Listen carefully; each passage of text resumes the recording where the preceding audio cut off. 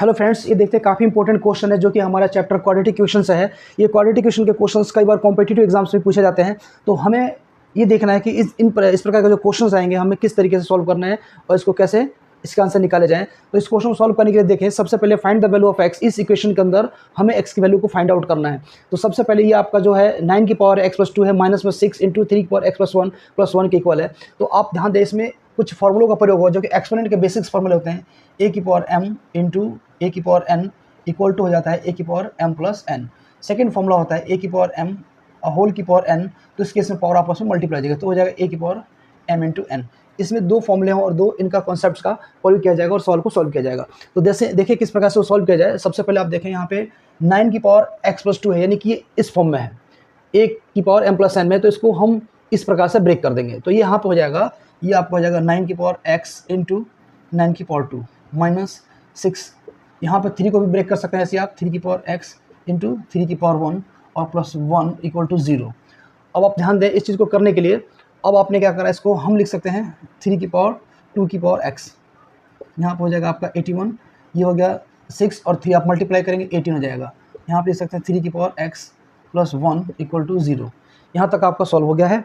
अब आगे देखें क्या किया जाए। यहाँ पे अगर नोटिस करें इस इक्वेशन के अंदर, अगर हम यहाँ पे जो पावर है, ये पावर आपस में दोनों इस रूल के हिसाब से मल्टीप्लाई होती है। अगर इस पावर को हम x को अंदर कर दें और 2 को बाहर कर दें, यानी कि हम कर दें 3 की पावर x होल की पावर 2 कर दिया जाए,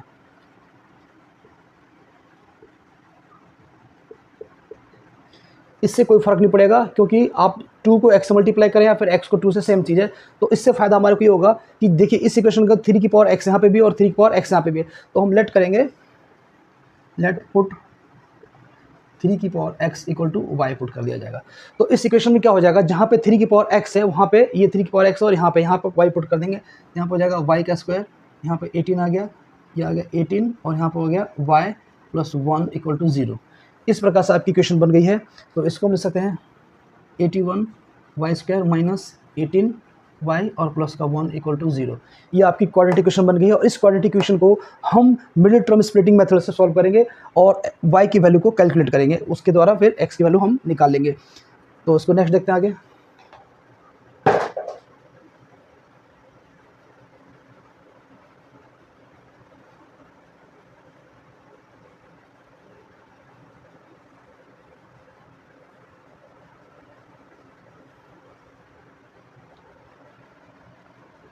eighty one Y square minus का 18y प्लस 1 इक्वल टू 0, ये आपकी क्वेश्चन आ गई है। अब हम क्या करेंगे, इस y के स्क्वायर का जो कॉफिशिएंट है 81 और 1 को आप मल्टीप्लाई करेंगे, 81 इंटू 1 करेंगे तो आपका 81 आ जाएगा। 81 के ऐसे फैक्टर से बनाइए ताकि 18 आ जाए, 9 9 जाए, यानी कि 9 को 9 से मल्टीप्लाई करेंगे तो आपका 81 आ जाएगा और 9 प्लस 9 कर देंगे तो आपका 18, यानी कि इसका सम 18 आ जाएगा।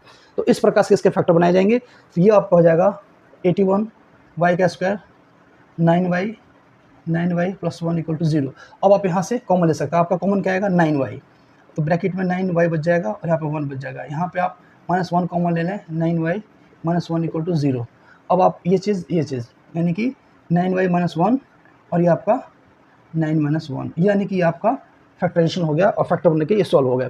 अब यहाँ से हम y की वैल्यू को कैलकुलेट करेंगे, तो देखिए कैसे किया जाए। यानी कि इस 9y - 1 को एक बार 0 के इक्वल टू पुट करेंगे तो यहाँ पे जो y की वैल्यू आ जाएगी, ये 1 उधर चला जाएगा, 1/9 हो जाएगा।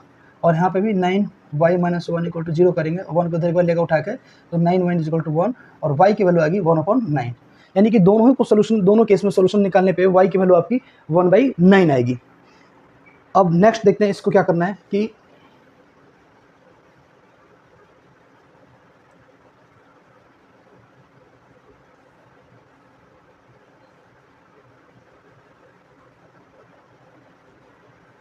दोनों ही केस में आपने y की वैल्यू 1/9 निकाला है और आपने क्या पुट कर रखा था कि 3 की power x equal to y put कर रखा था।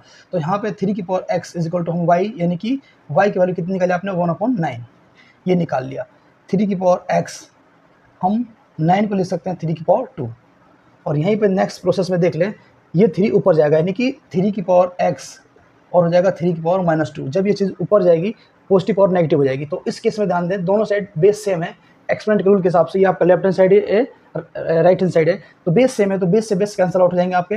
तो जो x की वैल्यू होगी वो आपकी -2 होगी, जो कि आपका यही करेक्ट आंसर है, x की वैल्यू -2, जो कि आपका ऑप्शन नंबर ए करेक्ट होगा। तो इस प्रकार से इस क्वेश्चन को सॉल्व किया जाएगा। मैं जहां तक उम्मीद करता हूं आप सभी लोग इस क्वेश्चन को समझ गए होंगे, तथा मेरे यूट्यूब चैनल पर बने रहने के लिए आपको बहुत बहुत धन्यवाद, तथा जय हिंद, जय भारत।